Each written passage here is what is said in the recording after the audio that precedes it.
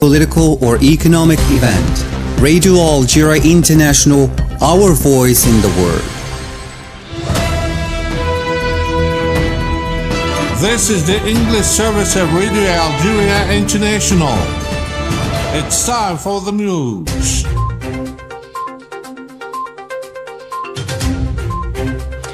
In today's top stories, here in Algiers, the Council of the Nation has announced the immediate suspension of its relations with the French Senate, including the Parliamentary Cooperation Protocol signed between the two chambers in 2015. The President of the Sahrawi Republic and Secretary General of the Polisario Front, Mr. Ibrahim Ghali, has said that the Sahrawi Republic has forged its path with determination and steadfastness toward its rightful status, despite the brutal war waged against it by the Moroccan occupation. The A3+ group in the Security Council reiterated its call for an immediate and unconditional ceasefire in Sudan, expressing its concern at the establishment of a parallel authority in the country.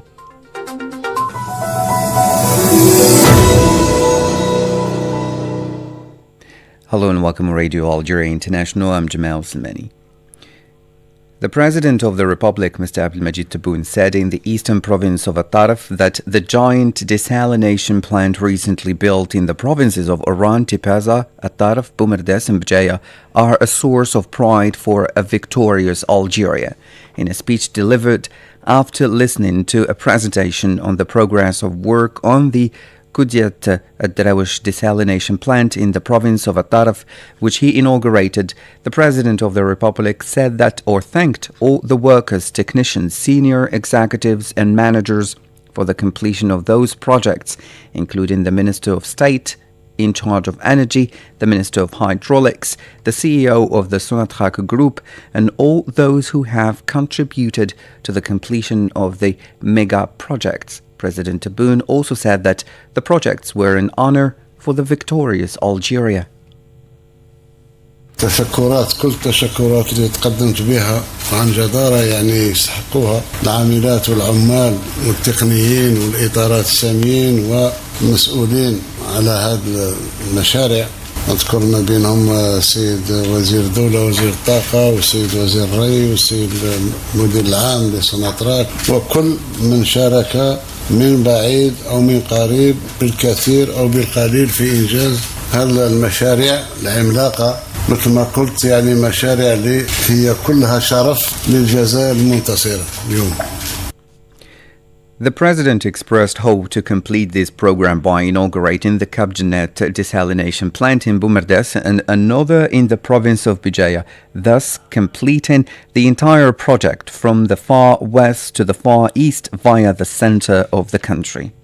أتمنى إن شاء الله أن نتمم برنامج كله بتدشين كذلك نتاع الكابجينات في بومرداس ثم مشروع بجاية إن شاء الله وتكون الحلقة اختتمت من أقصى الغرب إلى أقصى الشرق مرورا بالوسط. إن شاء الله الناس اللي شاركوا هذا تبقى في التاريخ وفخور جدا جدا جدا لأن الانسجام اللي موجود بين كل الإطارات القيادية والعمال والناس اللي يشتغلوا في ظروف صعبة وصعبة جدا بدون ما يتخلوا على التنسيق المحكم للوصول إلى هذه المشاريع. The President of the Republic stressed that these major projects would go down in history, adding that without exaggeration, such programs are rarely found in other countries, either in terms of financial resources or on this scale. He expressed his hope to see the country achieve other major development projects, adding that in 2026, 5 or 6 projects will be achieved to reach 62% coverage outside the water table. متفاهمين 2026 ان شاء الله ونلونس 5 ou 6 لونس لي 6 هذوك اللي قرروا نسيدرا pour arriver à un taux de couverture de 62% hors nappe phréatique hors التحلية ديجا 62% ان شاء الله. This plant or the inauguration ceremony was attended by high-ranking officials and local authorities. This plant has a production capacity of 300,000 cubic meters a day or 300 million liters a day, enabling it to supply drinking water to the population of the provinces of Al-Taraf, Annaba, Skikda and Gelma. Representing the President of the Republic, Mr. Abdelmajid Tebboune, the Speaker of the National People's Assembly, Mr. Brahim Boughali, will take part in the swearing-in ceremony of the President-elect of Uruguay, Mr. Yamandu Orsi, in Montevideo. The ceremony is marked by the presence of several heads of state and government and their representatives from various countries.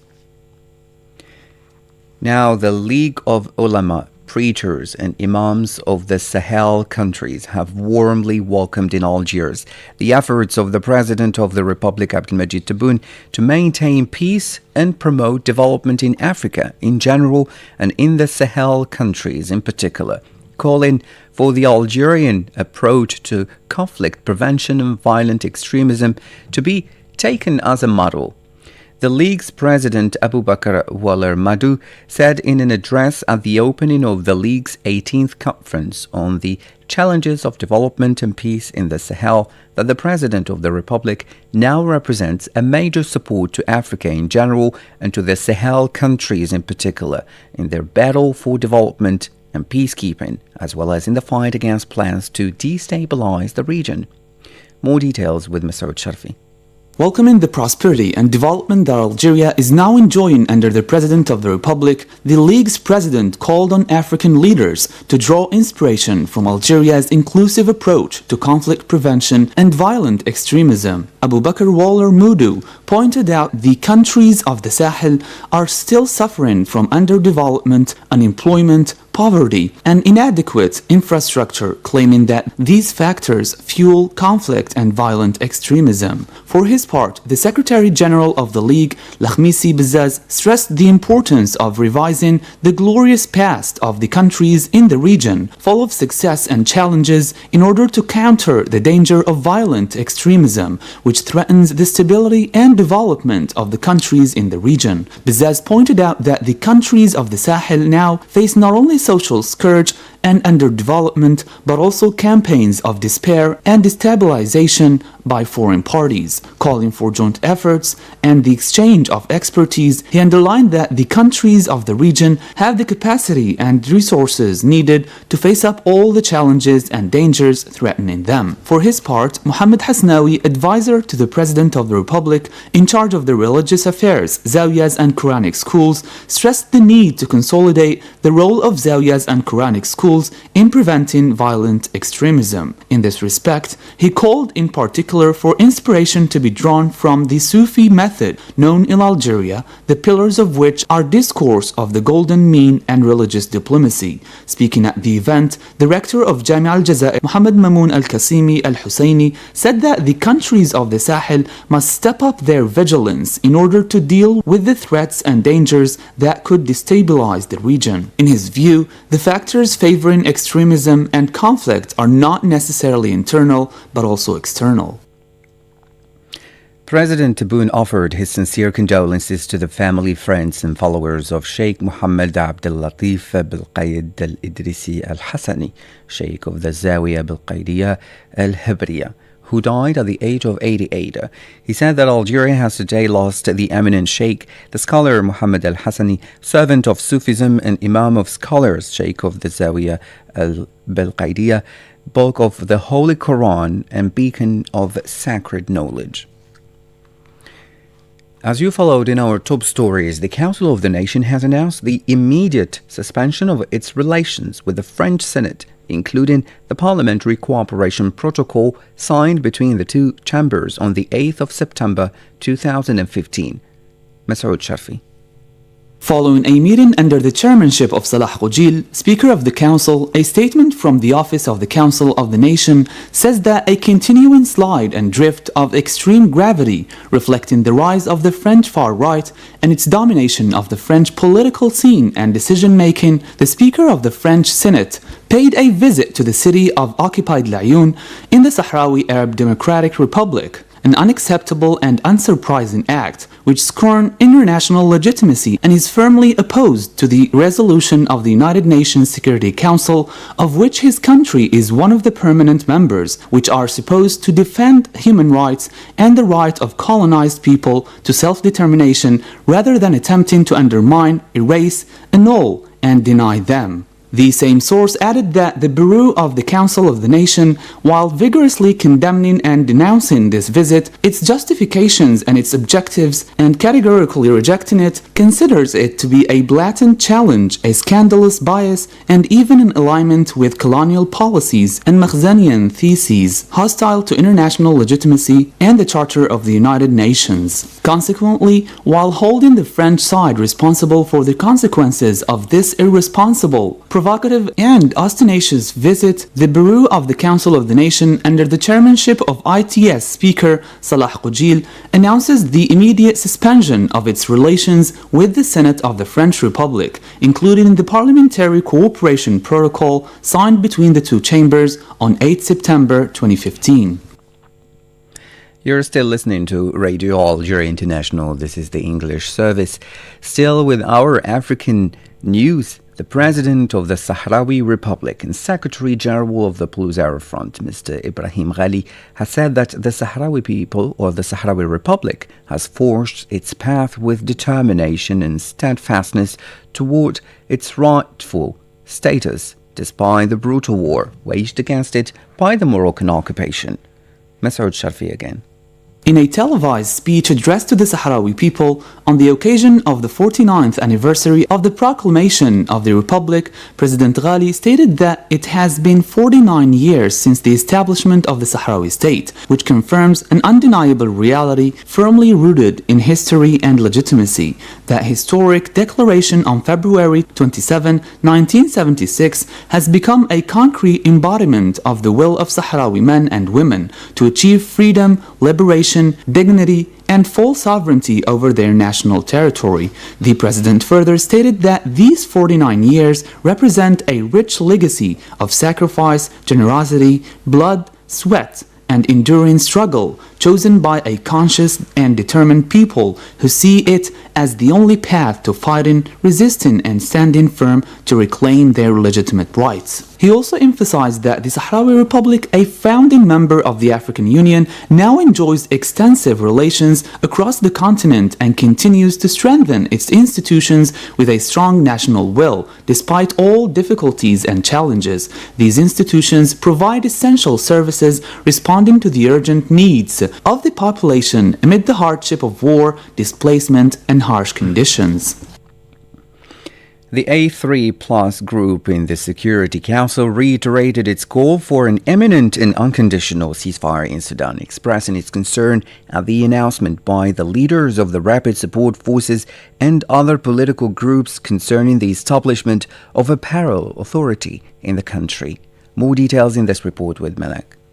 The A3+ group in the Security Council reiterated its call for an immediate and unconditional ceasefire in Sudan, expressing its concern at the announcement by the leaders of the Rapid Support Forces and other political groups concerning the establishment of a parallel authority in the country. Speaking on behalf of the A3+ group, including Algeria, Somalia, Sierra Leone, and Guyana, a member of Algeria's permanent mission to the United Nations, Mr. Toufiq Laïd Koudri, said at an open briefing on the situation in Sudan that the latest political developments in the country were a source of great concern, welcoming the transitional roadmap announced by the Sudanese government. We are deeply concerned that the parties seem more convinced that the solution to the conflict can only be reached through military means. We reiterate our call for an immediate and unconditional ceasefire to lay the foundations for an inclusive, meaningful, Sudanese-led and Sudanese-owned peace process that fully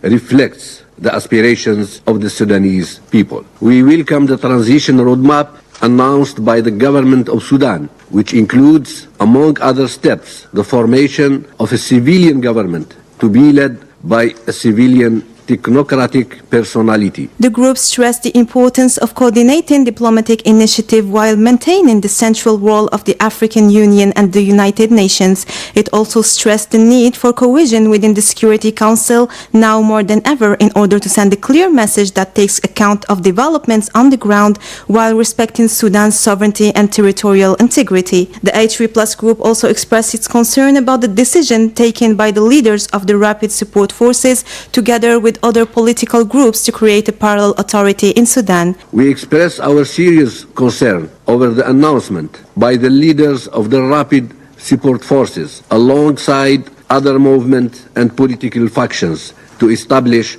a parallel authority in Sudan. This is a dangerous step that fuels further fragmentation in Sudan and derails ongoing efforts towards peace and dialogue. We call for these actions to be reversed and urge the RSF and their allies to put the unity and national interest of Sudan above all other considerations. The H3+ group also expressed its concern about foreign interference, which it said remains a perilous challenge in the quest for a lasting solution to the conflict in Sudan, renewing its call for a clear and firm condemnation of such interference or for strict compliance with the clauses of the sanction regime in force and the arms embargo on Darfur.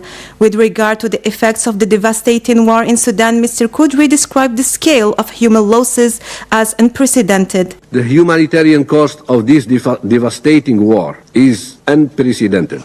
The number of forcibly displaced Sudanese within and outside Sudan is appalling. In addition, the outbreak of cholera in southern region of the country is a source of deep concern and requires international support to bolster the efforts deployed by the national authorities. The complicated humanitarian situation is further exacerbated by the RSF's repeated attacks against civilians in the besieged city of Al-Fasher and Zamzam IDP camp, where alarming levels of acute malnutrition have been registered. The H3+ insisted on the imperative respect by all parties for international law, including international humanitarian law and the principles of human rights. Meanwhile, the United Nations World Food Programme has announced the suspension of its operations in the famine-stricken Zamzam camp for displaced people in Western Sudan due to fighting and violence. The World Food Programme justifies its withdrawal because of intense fighting in the camp in the North Darfur region of Sudan, 2 days after the NGO Doctors Without Borders took the same decision. The UN agency in a statement explained that over the past 2 weeks, the escalation of violence has left World Food Programme's partners no choice but to evacuate their staff to safety. War has been raging in Sudan since April 2023 between the army and the rapid paramilitary support forces. It has claimed thousands of lives and uprooted more than 14 million people. The Zamzam camp, located just south of Al-Fasher, the capital of North Darfur, is home to at least 500,000 people, most of them displaced by the war. Members of the Council of the Nation have taken, or the Algerian members of the Council of the Nation have taken part in Cairo, Egypt, in the extraordinary session of the Arab Parliamentary on Palestine, during which they reaffirmed Algeria's unchanging and conditional or unconditional position towards the just Palestinian cause. The member of the Council of the Nation and Deputy Speaker of the Arab Parliament, Fouad Sabuta, and member of the Council of the Nation and member of the Arab Parliament, Abdelkarim Qureshi, took part in this session under the theme, "The reconstruction of Gaza is a duty and the displacement of its population is a crime," which was held at the headquarters of the Arab League just before the third general session of the first session of the fourth legislature of the Arab Parliament. Masoud Sharfi has the details. During their speeches, the representatives of the Council of the Nation in the Arab Parliament reaffirmed Algeria's unchanging and unconditional position towards the just Palestinian cause, as well as its full solidarity with the Palestinian people in their legitimate struggle against the Zionist occupation until the establishment of their independent state with Al-Quds as its capital. They also expressed their categorical rejection of any displacement of the Palestinian population from their land and of any attempt to dilute their cause through exclusionary and racist solutions. In this respect, Fouad Sebouta underlined that the difficult situation facing the Palestinian cause requires from the Palestinians, in order to face up to it, to cling to national unity, to which the President of the Republic, Abdelmajid Tebboune, has always called. He also reiterated the importance of speeding up the drafting of an Arab plan for the reconstruction of Gaza, noting that the forthcoming Arab summit could be an opportunity to pave the way towards dealing with the aftermath of the Zionist aggression against the Gaza Strip and other Palestinian regions. He also stressed that the role played by Algeria in the United Nations Security Council confirms that Algeria, as a leader, a government and a people, remains faithful to its commitment and continues to support the number one Arab cause. For his part, Abdelkarim Qureshi asserted that the world is witnessing a new redrawing of the region and the reorganization of priorities based on allegiance to global Zionism. He called for the Arab foundations to be strengthened in order to face up to attempts to harm brotherly Arab states in order to liquidate the Palestinian cause through the displacement process. The UN High Commissioner for Human Rights, Volker Turk, has expressed his opposition to the annexation proposals or the forced population transfer in the occupied Palestinian territories, warning that such measures could threaten the security of the whole region.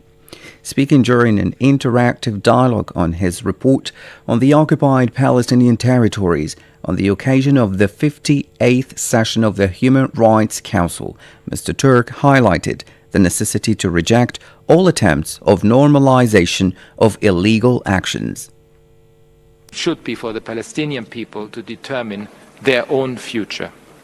We must resist any normalization of unlawful conduct, including proposals for annexation or forced transfer, which could threaten the peace and security of Palestinians and Israelis and of the wider region. This is the moment for voices of reason to prevail, for solutions that will deliver justice and make space for compassion, healing, and truth-telling. This begins by seeing the pain and suffering of the other, and we have seen, unfortunately, so much dehumanizing rhetoric, including by political leaders. The report highlights the long-term deprivation of basic human rights in Gaza and the West Bank, citing violations of the right to self-determination, freedom of movement, and an adequate standard of living. The non-governmental organization Oxfam has warned against the Zionist actions in the occupied West Bank, where some 40,000 people have been displaced since the 19th of January, the day of entry into force of a ceasefire in the Gaza Strip. Saeed Bougazi tells us more in this report.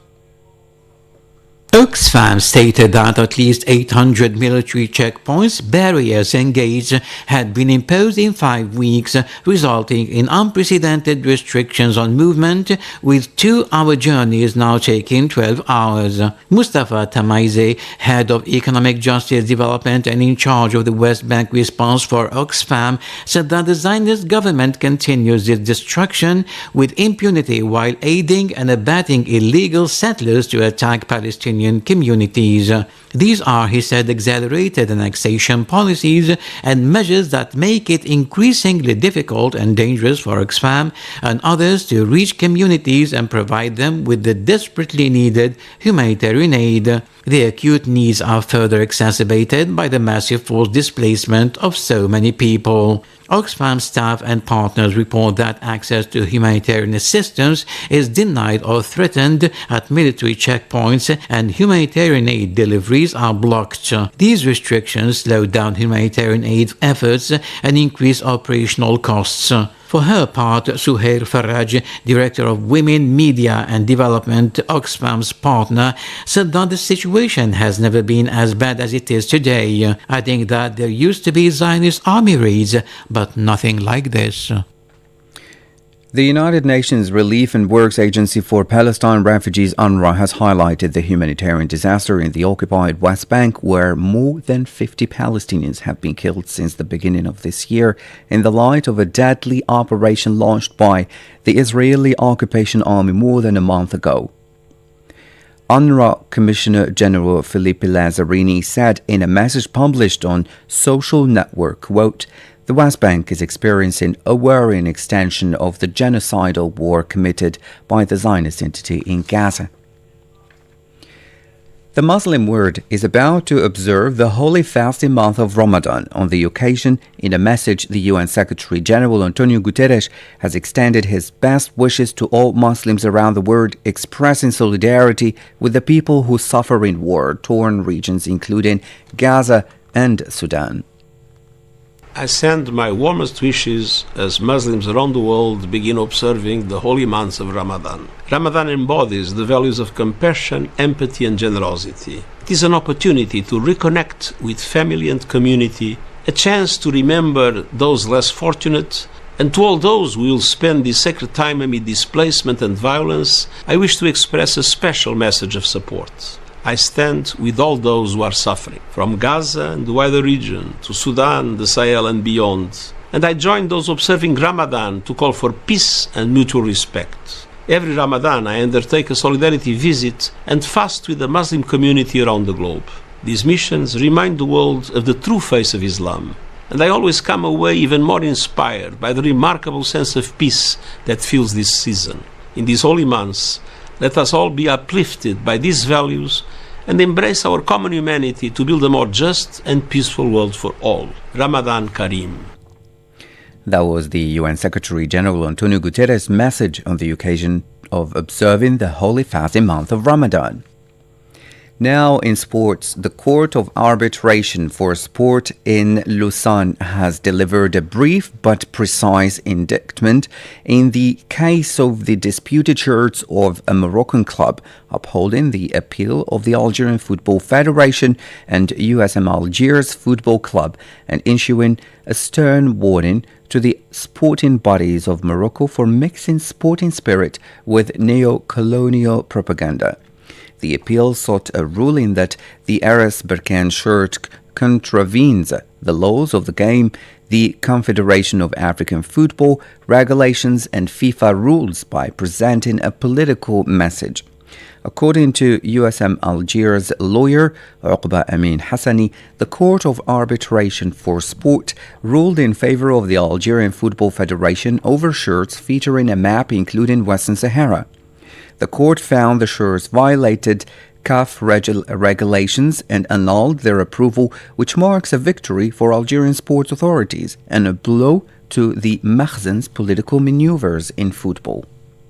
اليوم أصدر الطاس بعد معاناة كبيرة بعد طول انتظار أصدر قراره. Today, the Court of Arbitration for Sport, CAS, issued its ruling after a long struggle and lengthy wait, cancelling all decisions made by CAF and its legal bodies. The ruling confirmed that RS Berkane's shirt carries a political symbol that has no place in sports, fair play, CAF regulations or international laws. والقوانين الدولية. The court ruling, which validates the claims of Algerian sports authorities, exposes the Makhzen's attempt to distort the spirit of sport in Africa by imposing its colonial policy on a non-self-governing territory as defined by UN statutes. This is Radio Algeria International. I'm Jamal Samani. Thank you so much for joining us. بروح رمضان ونسمات شهر الخير والبركات. إذاعة الجزائر الدولية تقدم لكم حلة من البرامج المواكبة للمناسبة.